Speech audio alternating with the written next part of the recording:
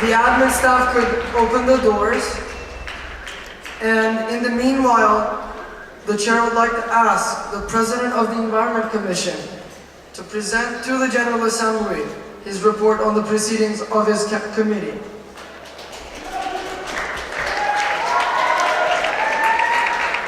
Will the House please come to order? No points or motions can be entertained at the moment as we are not in a debate.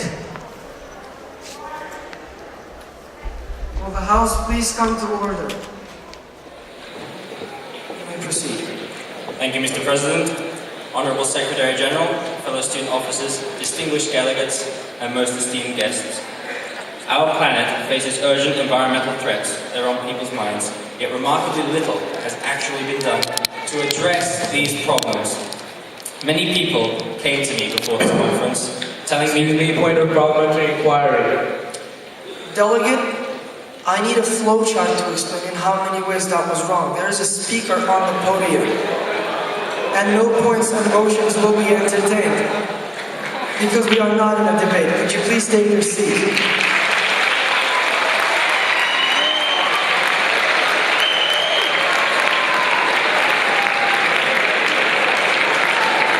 President of the Environment Commission, please proceed. Thank you. Looking at the Environment Commission this past week, I saw students of many different nationalities and ethnical backgrounds talking, negotiating, finding solutions to the world's problems. I saw the young people of this world uniting. I did not see a model of the United Nations. I saw the United Nations. All it stands for, all its best, most cherished values are reflected in the delegates of the Environment Commission and indeed all the delegates at this year's conference. But still, the question remains, what did THIMUN 2010 actually achieve? Speaking for the Environment Commission, I can say that we were truly successful. We made strides into areas the politicians of this world have not yet dared venture. The Copenhagen conference shows the limitations of their resolve. Our delegates, on the other hand, were passionately finding solutions to the issues. They were cautious though. Cautious not to pass measures they would not actually practically be able to implement. A focal point in this matter was the effect of the financial crisis on environmental reform. We passed a strong resolution after intense debate showing the issue of LEDCs being worried that they would be expected to invest into eco-friendly technologies in expense of their own economies was a critical point to all delegates. We also passed a resolution on the ratification of the UN Convention to Combat Desertification and a resolution on promoting renewable energy. Delegates were all well informed of a wide range of renewable sources and hence the resolution was very comprehensive in scope. And, third time lucky, we finally passed our resolution on emissions trading at 20 to 11 this morning. Climate change is a model that has now been recognized for more than a decade. It poses a serious and credible threat to our world, but yet it is not being addressed with the same vigor and determination that many other problems are. This is because its effects are not felt immediately.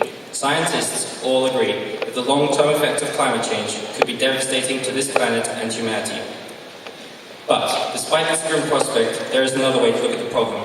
In my view, the threat of climate change is also an opportunity.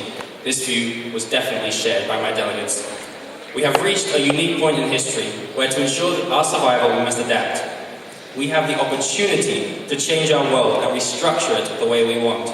People's mindsets need to change, and we will be the ones deciding how.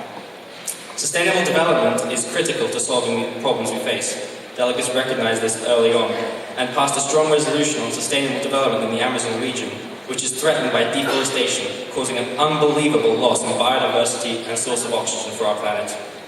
Delegates dealt effectively with the issues of providing clean drinking water and stabling greenhouse gas concentrations in the atmosphere, passing good resolutions on both. At the beginning of this week, I addressed the delegates, urging them to do themselves proud. They have done this in every way.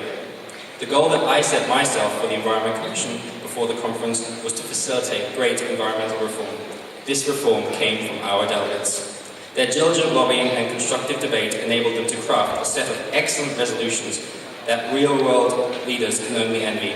This, in combination with my excellent team of assistant presidents and hard-working admin staff, contributed directly to our success.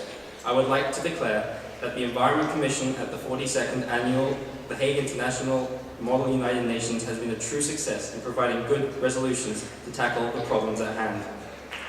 Delegates of the General Assembly, I wish you a good and fruitful debate in your upcoming session. Thank you for your time. I yield the floor to the President.